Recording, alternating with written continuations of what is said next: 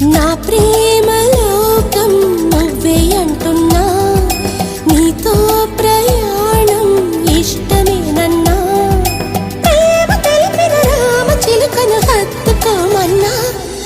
చెప్పాలనుంది చిన్న మాటైనా, ఆగనంది దాగనంది లోలోన, ఇన్నాళ్ళ నుండి ఉన్న మాటైనా, ఇప్పుడేగా చెప్పమంది ప్రేమైనా.